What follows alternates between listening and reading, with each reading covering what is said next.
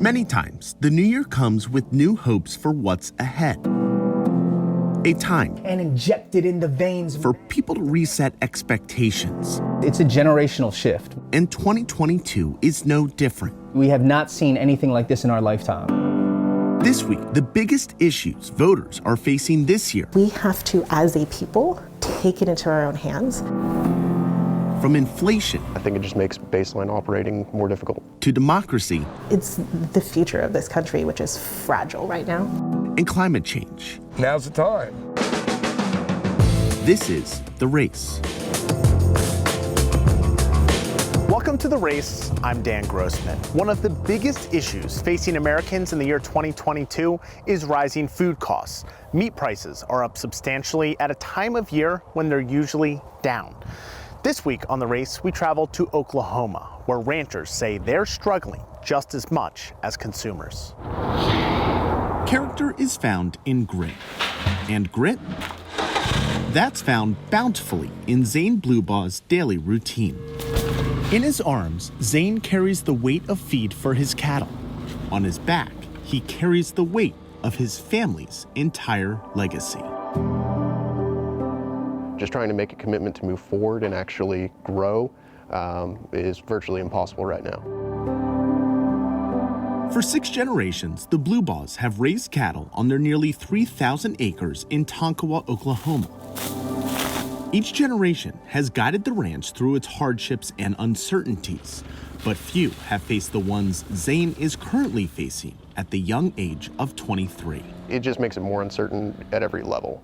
It compounds those factors to where it becomes more difficult to predict anything. You want me to pick them out for you? If you've gone to the store recently, you know the prices of food and meat.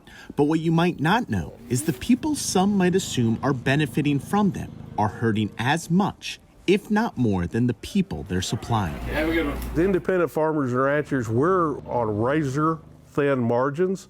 Many of these multi-generational operations are having trouble even staying in business. Across the country, ranchers like Zane are going out of business rapidly.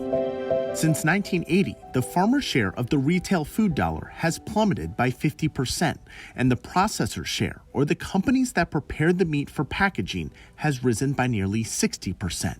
It has led to record profits for producers and smaller profits for ranchers, while passing higher prices down to consumers. Well, I think it's just pure greed because they can. They have that much market power. The system that we have today is broken. Scott Bluebaw is Zane's dad and the president of the Oklahoma Farmers Union. What he says about market power is true. According to FarmAid, the top 4 processing companies control 84% of the beef industry. In 1970, that number was 25%, as tens of thousands of processors have either been bought up or pushed out. It means less competition, which means fewer options for competing prices and fewer chances to keep legacy farms like theirs running. It's a huge burden that we all carry. To be able to carry on, we have to make lots of sacrifices.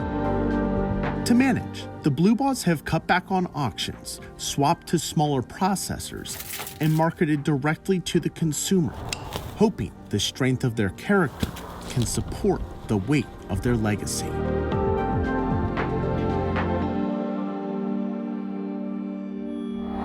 It's a midterm election year, and millions of people across the country still need to get an ID before they can participate.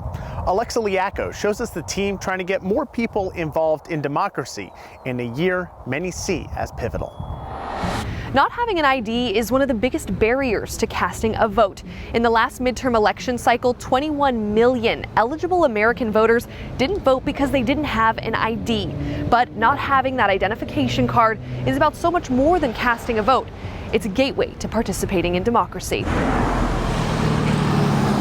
It's dangerous being out here like this. It's not the life he pictured. All my clothing was robbed twice since I've been out. But Mark recently. Perone knows how he got here. And a bunch of bad decisions, bad times. I pretty much didn't want to do much more living.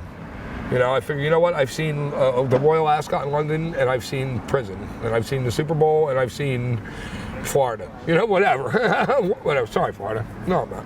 He's been on the streets in Los Angeles for years, and it's a chapter he's now trying to leave behind. It's very humbling. It's if I'm going to keep living, it's got me in a way better frame of mind, way better frame of character, you know. But finding housing and a job requires one thing he doesn't have, an ID. The ID issue leaves an adult who's walking around society helpless. It's kept him from getting help he needed. I still haven't got any stimuluses. They're just floating around out there somewhere. And it's kept him from voting. But that's all about to change. Now's the time, and there's no excuses because these folks are right here helping me, you know, put my life back together. He's talking about Kat Calvin. So, Yeah. your birth certificate shipped last night. Kat started nonprofit Spread the Vote to get eligible voters an ID. They've helped thousands of people across the United States get one. After the 2016 election, I was really looking at how we got here and what was happening in our democracy. But one of the things that we very, very quickly realized is that if you don't have an ID to vote, you don't have an ID for jobs or for housing or for, life. It's more expensive to get an ID than you'd think. His birth certificate cost $93. That was not a thing that he was ever going to be able to afford on his own. The people who have no income in this country, or who are low income in this country, they're the ones the government affects the most. And they're the ones who should be voting. As midterm elections approach, getting IDs to more possible voters means a chance for change. There's no way to pretend that we're gonna have some miraculous election in midterms and everything's gonna be okay. We've taken our country to the bottom and now we have to build back up. The hope though is that no one's given up. And she won't give up. That would be perfect, actually. Awesome. Thank you. Kat comes out here day after day, giving more people a path to participate. By income, by issues, by the fact that we're all just 2 disasters away from being homeless ourselves. Everything we care about is what they care about. So we all have to vote together, and we have to make sure they can vote. And for Mark, having an ID means more than a vote. Through this organization, I have a say-so in it. I don't have to keep waiting, It's opening other doors for him too. He just learned he's on a list to get housing and could have a bed to sleep in within a matter of days. I just can't believe it. I'm still stuck on that. What started with an ID is now a possible home and a definite fresh start.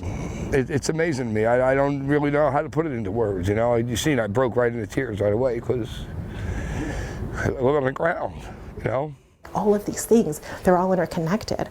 The more that we help the folks who are the most vulnerable, the more we're helping our whole country. For The Race, it's going to be really good. I'm Alexa Liacco. Recent wildfires have more people thinking about fire safety. The delicate dance balancing fire safety with a need for affordable housing. You're watching The Race.